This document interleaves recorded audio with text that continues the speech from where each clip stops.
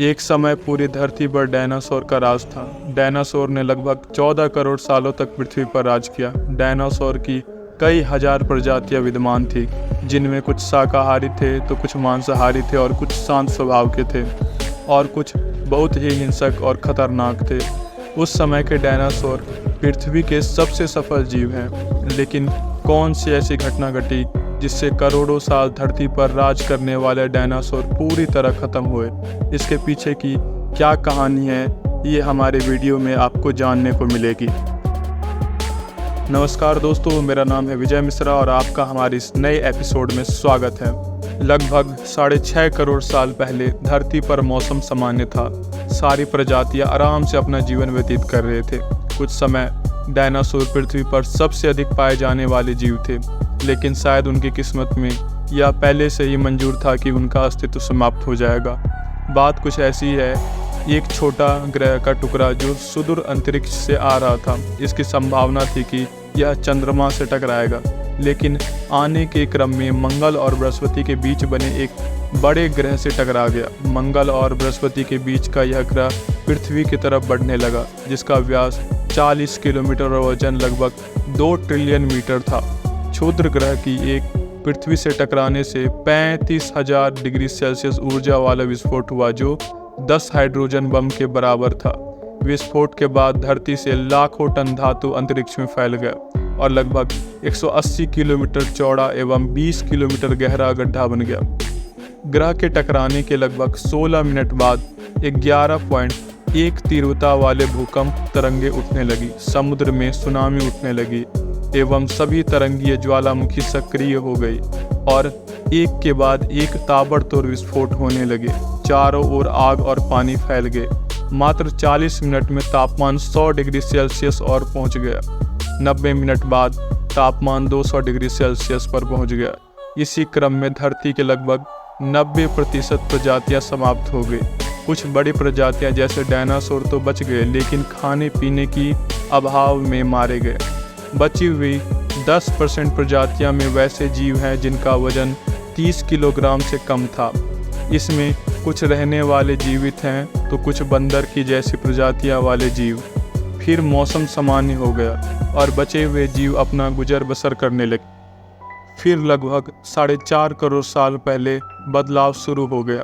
Tectonic plate में हलचल शुरू हो गई और भारतीय उपमहाद्वीप एवं एशियन महाद्वीप के टेक्टोनिक प्लेट के टकराने से हिमालय पर्वतमाला उभर कर सामने आया, जिस पर विश्व की सबसे ऊंची शिखर श्रेणी स्थित है।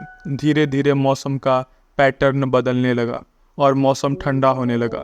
3.5 करोड़ साल पहले ग्लोबल कूलिंग हुई और घास के मैदान बढ़ने लगे एवं जंगल कम होने लगे। तब ऐसे जानवर सामने आए जो खुले मैदान में रहने के लिए उपयुक्त हो गए और कुछ ऐसे जानवर भी थे जो दूसरे जानवर को खाने पर निर्भर हो गए। 1 करोड़ साल पहले पृथ्वी पर रूप लेने लगी, जिससे आज हम देख रहे हैं, मशहूर कर रहे हैं और जी रहे हैं। लगभग 40 साल पहले टेक्टोनिक प्लेटों में एक बार फिर हलचल हुई और अफ्रीका के पूर्वी हिस्से में नई पर्वत श्रेणियां ईस्ट अफ्रीकन रिफ्ट वैली का निर्माण हुआ। इस पर्वत श्रेणी के निर्माण के बाद मौसमी हवाएं बंद हो गई और बारिश बंद हो गई। अफ्रीकी के इन्हीं जंगलों में रहते थे हमारे दूर के रिश्तेदार द ग्रेट एप्स, जिन्हें पायरोलापाइथेकस कहा जाता है। यहीं से शुरू होती है मानव जीवन की उत्पत्ति की कहानी।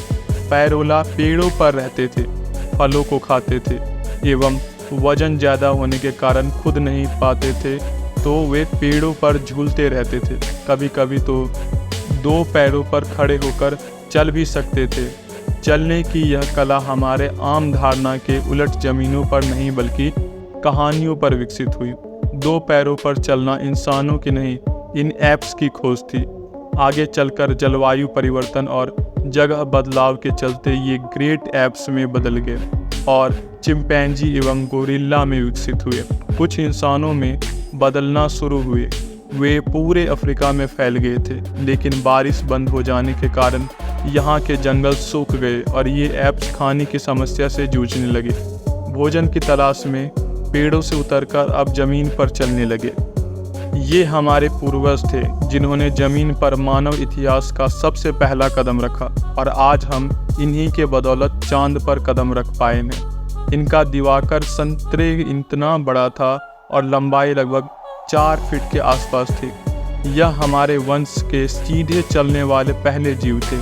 कई हजार सालों के विकास के दौरान यह 2 पैरों पर चलना सीख गए और घूम घूम कर भोजन तलाशने की प्रक्रिया में लग जाए और विकास की प्रक्रिया चलती रही। विकास के इस दौर में लगभग 23 लाख साल पहले हमारे पूर्वजों ने पत्थरों से बने हथियार का इस्तेमाल करना शुरू कर दिया। पत्थरों से औजार बनाए गए जिनमें और हथौड़ा प्रमुख था। हथौड़े के उपयोग ने हमारे अंगूठे और उंगलियों को मजबूती प्रदान की, जिससे हम कुशलता से इसके इस्तेमाल में सक्षम हुए और सामूहिक रूप से शिकार पर जाने लगे। इसके दौरान हमारे दिमाग के आकार में थोड़ी वृद्धि हुई। आग की खोज में मानव जाति के विकास में क्रांतिकारी परिवर्तन लाया।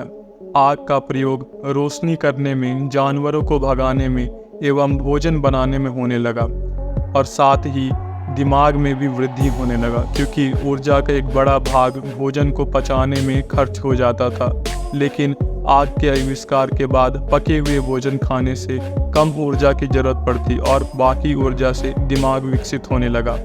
2 लाख साल पहले इंसानों ने अपना रूप ले लिया। लैरिंग्स जो गले के ऊपर थी नीचे आ गई और हम जटिल आवाज़ें निकालने लगे। अब बारी थी होमो सैपियंस की। लगभग 1 लाख साल पहले इंसान कहीं भी आ जा सकता था। हाथ फुर्तीला हो गए थे और पुराने हथियार भी थे जिसके बल पर शिकार आसान हो गया था। साथ ही साथ बात करने और आग पर काबू पाने की कला भी हमने सीख ली। इन सभी बदलाव के बाद इंसान विचरण करने लगा और वे एक महाद्वीप से दूसरे महाद्वीप में जाने लगा। 50,000 साल पहले वे चाइना और ऑस्ट्रेलिया एवं 30,000 साल पहले यूरोप आदि जगहों पर फैल गए। लगभग 30,000 साल पहले से इंसानों के दिमाग काफ़ी विकसित हुए। समय के साथ वे समझदार होते गए, बस्तियां बसाना शुरू कर दिए, वे परिवार अस्तित्व में आने लगे। इंसानों की हुलियाँ, आकार, त्वचा, बाल आदि जलवायु के हिसाब से बदलता गया। इंसानों ने जानवर पालना शुरू कर दिया। शहर एवं कस्बे का निर्माण होने लगा और सभ्यता एवं संस्कृति का जन्म हुआ। आज हम विज्ञान, गणित और तकनीक का इस्तेमाल करके पूरी तरह खुद को विकसित कर लिए हैं। विज्ञान और तकनीक के क्षेत्र में हमने इतनी तरक्की कर ली है कि हमें अब यह सवाल नया नहीं लगता कि हम कौन हैं और कहां से आए हैं। तो हमारी जानकारी आपको पसंद आई हो तो हमारी वीडियो को लाइक करें, शेयर करें और चैनल को सब्सक्राइब करें और बेल आइकन को ज़रूर प्रेस कर दें।